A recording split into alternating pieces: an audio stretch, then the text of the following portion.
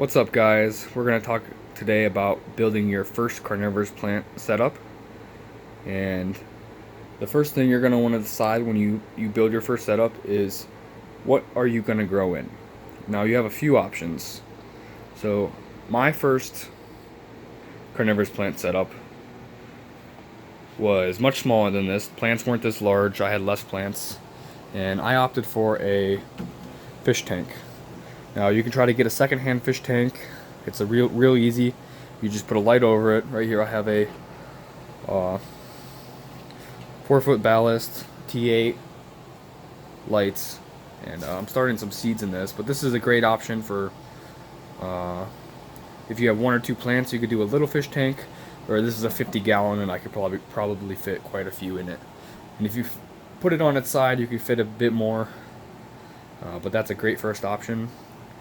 And then secondly, you can move up to a Growtent, which these are bare bones right now. I have them unzipped, but this will just show you the size. This is a 2x2 by 4 right here, and then this is a 2x4 by 5.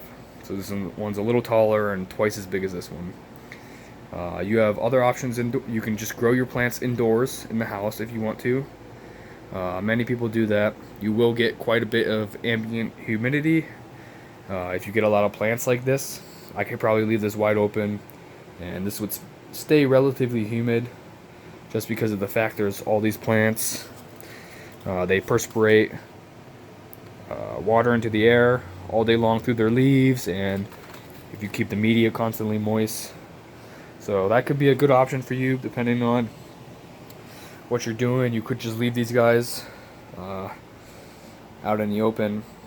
But the last option, which I've seen some people do, and I wish I could do it, is put a whole greenhouse inside of your home, like a small, not huge, but people will put a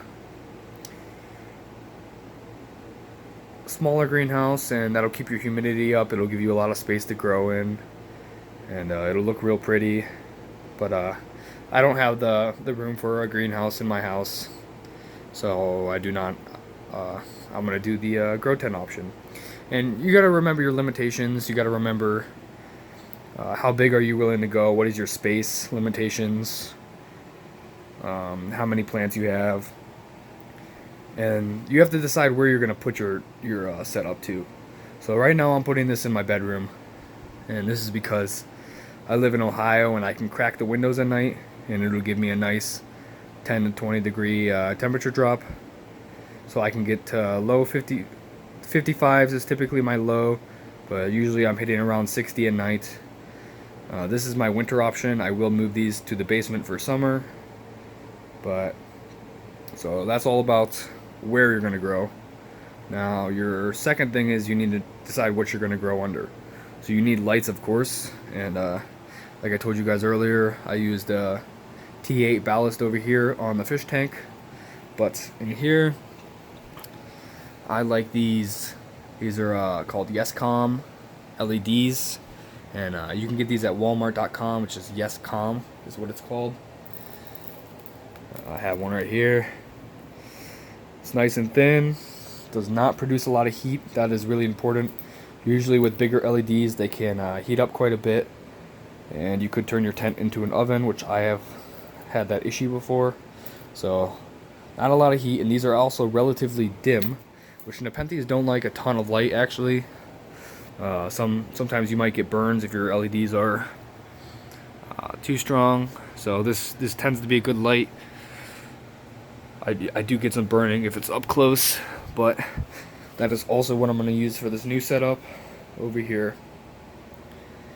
Your other decisions you have to make is airflow. Now it's good to have airflow inside of your tent.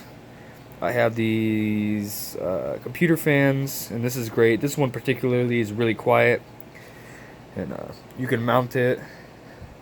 There's little areas to mount it, and these Growtents, but I opted to just hang this one just to get a bit of airflow. You can also do a clip-on fan type deal like this. This is running right now. The give a little bit of breeze to these vegetables. That's also a good option if you want to get one of those in there. You'd also want to decide how you're going to keep this humid. If you're just going to let it, the ambient humidity inside from the plants will stay pretty high, or you could choose to get a humidifier. And over here, you can't see it, but I have a really nice humidifier. Total Comfort ultrasonic humidifier, warm and cool mist. Now what's nice about this one is it has a cool mist setting, so it won't produce a lot of heat, or if I wanted to I could turn it on the heat setting, so it stays nice and cold for the plants. It'll put quite a bit of moisture in the air. Actually, if it's in the grow tent, I'd recommend leaving it on a low setting, which is barely anything, but because it's tented in, the humidity will rise rather quickly, and that might actually condense and cause a bit too much moisture in there, so I might set it on a timer. Alright, so I told you guys a little bit about how I'm going to build this thing. Now we're going to put this together, and I'll show you guys the final product. Oh, another thing I forgot to mention to you guys is you're going to want to decide if you want some shelving in it.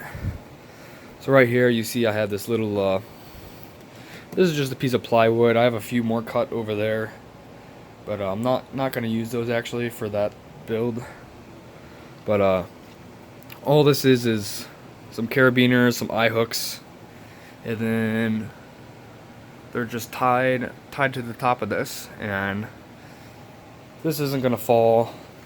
I could push on it. It's pretty tight. I made sure there was enough of these strings. There's probably 9 or so going around it that these aren't going to break. I have them taut. All of them are relatively tight, and it's set to be easily adjustable right here too. So this is an option if you want to do a double layer like this, if you want to take advantage of the vertical space and also leave some room for some vines too. So that is a good option, but I'm actually going to use some pre-existing shelving I already had for this, and I'm going to get it built and show you guys the final product.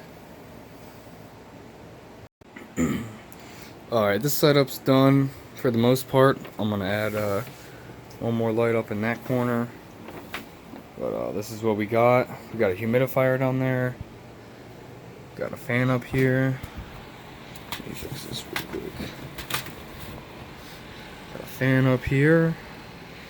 This LED panel right here shining on this wood. The Yescom. I'll give you guys a link to the Yescom in the description, and hopefully this humidifier also. But we're gonna keep that humidifier running in here. Got another LED panel on this, but one more LED panel and this thing's gonna be done. And this other grow tent over here, everything in it. You see my cat going to sleep over there. Everything in it's gonna go in here, and I'll get you guys an update on that. And I'm gonna turn this thing into a heated lowland tent, and get some lowland plants in there, and I'll show you guys that in a little bit.